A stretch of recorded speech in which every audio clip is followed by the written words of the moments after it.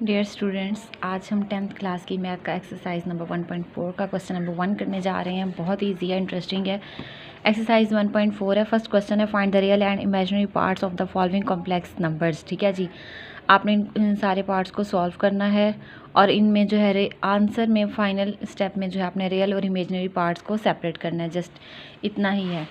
तो आपने क्या करना है, सबसे पहले जो है ये क्वेश्चन दिया हुआ है। अब यहाँ पे पावर 2 है, आप इस क्वेश्चन को 2 टाइम्स लिख लेंगे, इस वैल्यू को। ठीक है जी, आप डायरेक्ट जो है a माइनस बी का होल स्क्वायर फार्मूला ओपन कर सकते हैं, a square plus b square minus 2ab, या फिर a की टर्म को 2 बार लिख लें क्योंकि पावर 2 लिखी हुई है। तो आपने फर्स्ट एलिमेंट को सेकंड से, फिर इसको मतलब इस फर्स्ट टर्म ने इन दोनों से और इस सेकंड टर्म ने भी इन दोनों से ही मल्टीप्लाई होना है। ठीक है जी, 8 8 ज़ा 64, 3 8 ज़ा 24, फिर 8 3 ज़ा, फिर 3 3 ज़ा 9। ठीक है, यहाँ पे जब आयोटा स्क्वायर की टर्म बनेगी तो यहाँ आयोटा स्क्वायर की वैल्यू -1 पुट होगी। उसके बाद सेम आयोटा वाली वैल्यूज़ आपस में सॉल्व हो जाएंगी और ये 64 है तो आयोटा स्क्वायर का -1 जो है वो माइनस इधर आ जाएगा। तो आप इन दोनों सिंपल वैल्यूज़ को सॉल्व कर सकते हैं।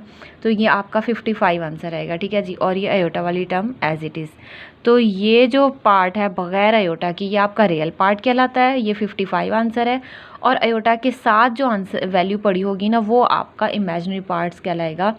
वो क्या है, -48। अगर पॉजिटिव है तो तब भी मेंशन, मतलब पॉजिटिव तो खैर लिखें या ना लिखें, मतलब कि उस वैल्यू का उस जो साइन होगा ना सिंबल के साथ, पॉजिटिव नेगेटिव कुछ भी है, तो वो भी हमने साथ मेंशन ज़रूर करना है। -48 है तो वो लिखेंगे आयोटा के साथ वाला इमेजिनरी और दूसरा रियल पार्ट। ठीक है जी, अब सेकंड पार्ट देखें। इसमें ये -1 पावर है, तो आपको पता है कि नेगेटिव पावर जो है वो हम कैसे लेंगे, सॉल्व करना थोड़ा सा टफ हो जाएगा। तो इसका आसान तरीका ये होता है कि आप उस टर्म को नीचे ले जाएं, मतलब कि पॉजिटिव बना दें। ऊपर वाली टर्म जब नीचे जा, मतलब देखें, अगर एक पॉजिटिव टर्म हो ऊपर जाएगी तो नेगेटिव हो जाएगी, और अगर नेगेटिव होगी तो पॉजिटिव हो जाएगी। मतलब जब भी हम उनको इंटरचेंज करेंगे तो साइन चेंज हो जाते हैं। ठीक है जी, तो ये जो -1 था नीचे जाके यूँ समझ लें ये +1 है। पावर 1 लिखें या ना लिखें अंडरस्टूड है, इसलिए मैंने नहीं मेंशन की। अब डिवाइड में जब आयोटा आ जाए उस स्टेप पे आपको रैशनलाइज करना होता है। डिनोमिनेटर को ही उठा के मल्टीप्लाई और डिवाइड करवाया जाता है, सेम यही टर्म इधर और इधर, बट साइन चेंज करके। किस वैल्यू का, जस्ट आयोटा वाली टर्म का। तो आपने -3 आयोटा ये जो है ना इस पूरी चीज़ से मल्टीप्लाई डिवाइड किया। ऊपर तो 1 से मल्टीप्लाई होकर एज इट इज़ आ गया। यहाँ पे a + b a - b का फार्मूला ओपन हुआ है, a² - b² आयोटा स्क्वायर की वैल्यू भी टर्म पुट की है। उसके बाद यहाँ पे जो 34 है ये 5 के नीचे भी अलग से आएगा और 3 के नीचे भी अलग से आएगा। कटिंग हो नहीं रही तो बस जस्ट इतना, ये रियल पार्ट है और ये इमेजिनरी पार्ट है, ये नेगेटिव में है। ठीक है, तो आप इस क्वेश्चन को लेट करके ना सपोज करके z का नाम भी दे सकते हैं। तो आप जब रियल लिखेंगे आ रही तो यहाँ पे z मेंशन कर देंगे। अगर नाम नहीं रखेंगे तो जस्ट रियल पार्ट, अगर नाम रखना चाहते हैं उस क्वेश्चन का तो फिर आप इस तरह से इमेजिनरी z का मतलब आपने वो फाइंड आउट किया। ये भी पावर 1 है, देखें यहाँ पे भी बहुत ईजी है, सेम यही वाला मेथड है। ये वाला देखें, इस क्वेश्चन में पावर -2 है, इसमें पावर जो हमने नीचे ले गए +2 कर दी, 2 टाइम लिख दिया। उसके बाद हमने फार्मूला ओपन कर दिया। ठीक है जी, तो ये वैल्यूज़ आपस में सारी मल्टीप्लाई हुई हैं। उसके बाद आयोटा स्क्वायर की वैल्यू -1 पुट हुई है और ये स्टेप आ गया।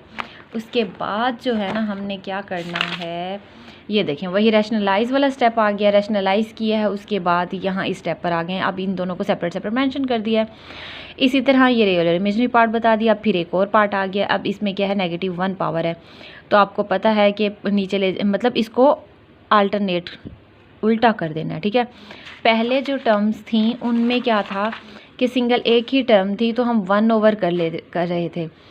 लेकिन ये वाला जो ऐसा पार्ट है इसमें ना ऊपर भी आयोटा है नीचे भी आयोटा है, प्रॉपर एक टर्म है। ठीक है जी, तो हम क्या करेंगे, इसमें इसको चेंज कर लेंगे। ये वाली ऊपर जाके पॉजिटिव हो जाएगी, ये नीचे जाके। ठीक है, इसको उल्टा कर दिया आपने। उसके बाद आपने डिनोमिनेटर के अकॉर्डिंग जो है रैशनलाइज किया और ये रियल और इमेजिनरी पार्ट फाइंड आउट कर लिया। इस पार्ट में देखें पावर 2 है, तो आपने जो है उसको पहले पॉजिटिव पावर बनाया। पॉजिटिव कैसे बनाया, इसको चेंज कर लिया, उलट कर दिया। ठीक है, पॉजिटिव वाला ऊपर पोर्शन चला गया, ये वाला नेगेटिव नीचे। उसके बाद ये जो पावर 2 है ना, ऊपर भी सेपरेट ओपन कर लें, नीचे भी सेपरेट ओपन कर लें। ऊपर a + b का होल स्क्वायर, नीचे a - b का होल स्क्वायर, फार्मूला ओपन करेंगे। उसके बाद रैशनलाइज का स्टेप भी आएगा और फिर फाइनल आंसर ये यहाँ तक। ठीक है जी, ये रियल और इमेजिनरी पार्ट हो गए। सारे पार्ट्स एक जैसे। ये लास्ट पार्ट है, इसमें देखें पावर +2 है।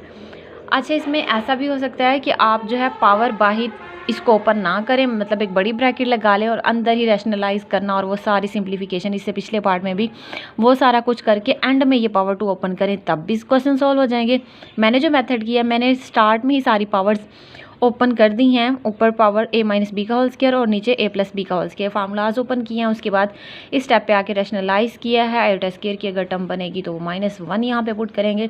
लास्ट में देखिए यहाँ पे कटिंग भी हो रही है इस क्वेश्चन में, 4 2 ज़ा 8 एंड 2 2 ज़ा 4 2 3 ज़ा 6 और ये माइनस पॉजिटिव बन गया है, ये वाला नेगेटिव ऐसे ही रहा।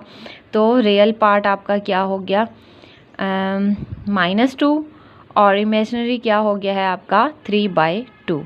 ठीक है, ये आपके फाइनल आंसर है, बहुत इंटरेस्टिंग है। Okay okay.